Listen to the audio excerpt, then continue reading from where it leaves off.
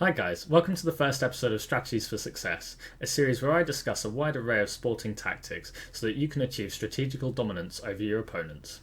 Today we're going to discuss the different length targets in squash and where I see a lot of players get it wrong. This is important as it's the foundation that everything else in the sport is built on.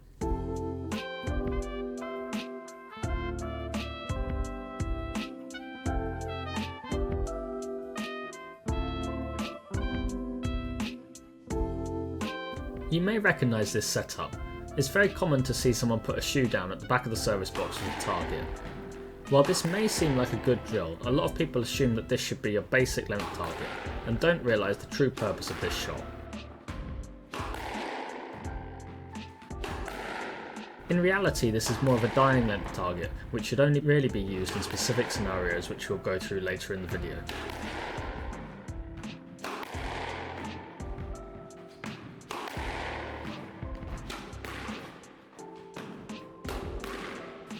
To know where our true basic length target should be, first we need to understand what we're trying to achieve from the back of the court.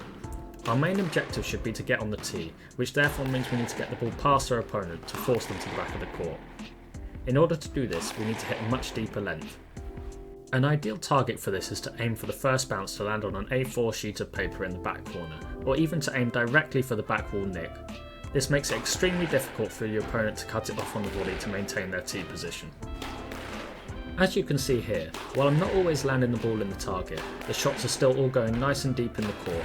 This proves how forgiving it is to aim for this target, as if it falls a bit short, it's still a decent shot. On the flip side, if you mess up a dying length, it will land mid-court around the service box area and will be punished.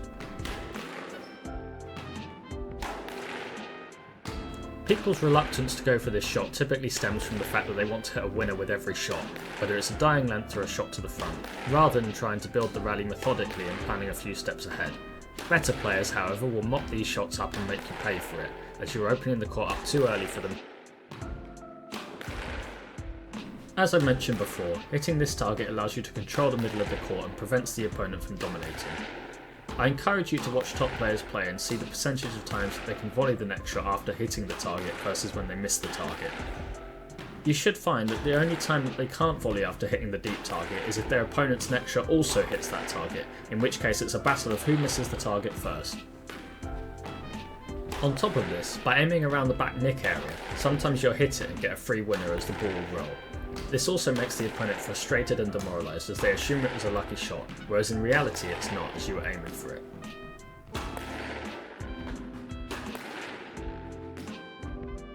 Here you can see how trying to play the dying length when the opponent is on the tee allows them to cut it off at the back of the service box and trap you behind them while they can play to wherever the space is to gain full control over the rally. It also means that they maintain the tee position and therefore force you to run around them constantly.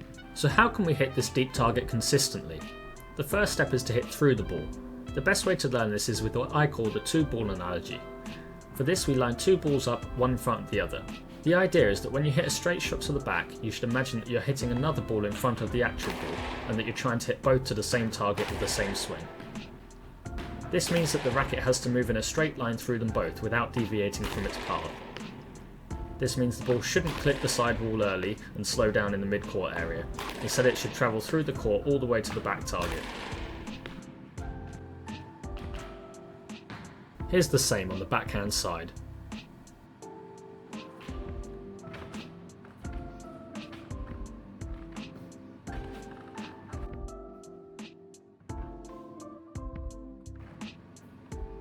Here's an exaggerated example of how not to do it.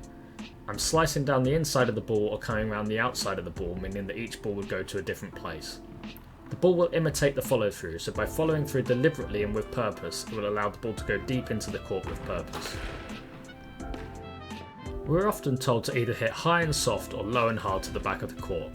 However, particularly on the cold court, to hit the deeper target I would recommend hitting relatively hard and high to make sure you get the depth.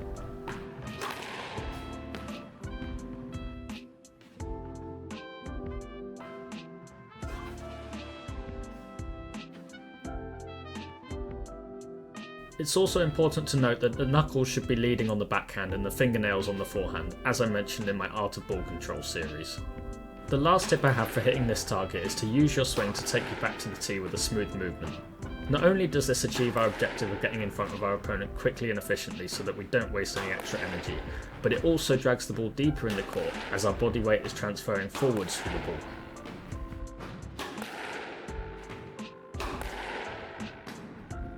Finally, let's quickly discuss when the correct time to hit the dying length is, as it has the potential to be an extremely effective shot if used correctly. The most common time to use it is if your opponent is out of position, as you can get the ball fading away from them and they aren't on the tee to cut it off. This forces them to scramble for it and makes them do heavy movements. Usually in this scenario, you'll be playing this from the mid-court area, as you'll be the one in control of the tee.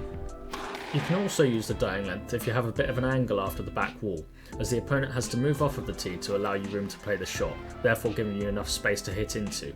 Be careful with this though, as good players will sometimes predict this and suddenly pounce on it across the middle. This is why variety is important, as it means you can bait them into guessing and make life very uncomfortable for them even if they're the one on the tee.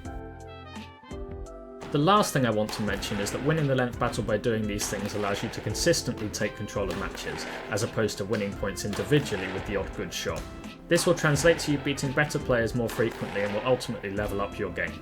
Thanks for watching guys, I hope this has helped you rethink your length targets and will take you to the next level. Don't forget to like and subscribe to the channel for more content like this.